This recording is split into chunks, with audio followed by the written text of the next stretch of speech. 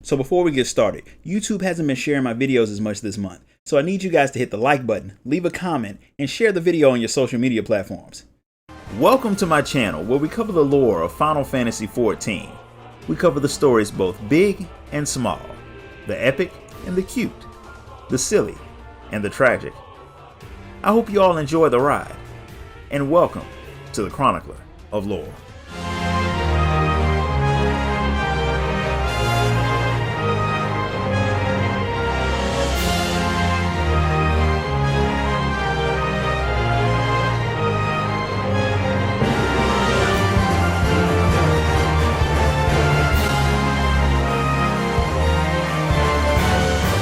With Round Rocks being captured, the Warrior of Light and his allies race back into Alexander to find her. Quickthinks decides to deal with you himself, and he uses a lot of tech to do it, but he's still no match for you. So he tries to fly away, but his damaged machine explodes. It's highly unlikely that he didn't survive, and there's still a lot more stuff you have to fight your way through to free the goblin, so you all head back to camp to get more supplies for the next fight. While you fought Quickthinks, Mide mapped out the rest of Alexander's interior, so she knows where you need to go. But Backrix doesn't trust the woman. Since she was involved with the original summoning of Alexander, Backrix doesn't know if she's trying to help you all or simply finish her own mission.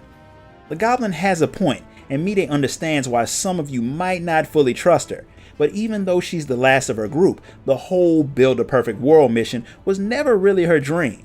She was willing to put that same amount of effort into any cause as long as she was able to do it with the people she cared about. She honestly can't understand why she had ever been able to read the Enigma Codex in the first place, since she wasn't all that dedicated to its teachings. In short, the dream of a perfect world died with her leader. As for Alexander, the part you've been exploring is called Midas, named after an ancient king who had asked the gods for the power to turn whatever he touched into gold. They gave him what he asked for, and he liked it until he accidentally turned the woman he loved into a statue. What he wanted the most ended up costing him everything.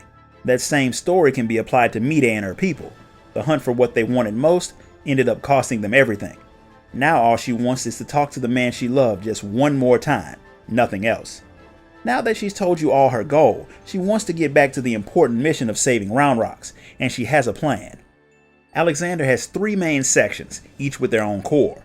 The Warrior of Light has cleared a path to the core of Midas, but the Illuminati definitely have set up a strong defense to keep you from destroying it. Round Rocks is most likely being kept in Alexander's upper body, but the Illuminati have the path there locked, so you have to destroy the core to shut down the primal.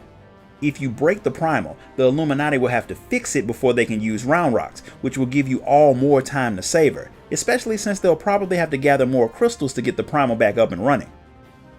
With the plan made, it's time to get back into the primal and fight the Illuminati. They have indeed put together a powerful set of machines to bar your path, but the Warrior of Light and his adventurer allies take them down, clearing a path to the core. Like before, Mide shuts it down, only for Quickthinks and a lot of goblins to show up. Wedge taunts him for not fighting you alone again since he lost the last time, but Quickthinks claims that he lost on purpose, just like he let you shut down the core on purpose. Because according to him, he knows the future, and he knows that one of you have the piece of the Enigma Codex that he wants. Biggs and Wedge both pretend to have it, while the Warrior of Light and Mide hop on the elevator to escape with the Codex. But proving that he might actually know a bit about the future, Quickthinks parks his hover platform in the perfect spot for it to fall into his lap when your platform lurches and makes the Enigma Codex fall right out of Mide's pocket. With what he wanted in hand, the Illuminati leave you all to ponder just how Quickthinks got the better of you all, and now you have to figure out how to get the Codex and Round Rocks back. Back at the camp, things get even more strange. Backrix is confused about why you're all back so soon. He just saw you all leave a few moments ago, and you shouldn't have had time to even reach Alexander, let alone do all of the stuff you claimed. And he's not the only one that's confused. Everyone outside of Alexander says that you all just left a moment ago. It's almost like time stopped when you stepped through the barrier around the primal. And if that's the case, Quickthinks seeing into the future might not be all that crazy. Mide thinks that there may be a simpler explanation, at least when it comes to how Quickthinks predicted your moves.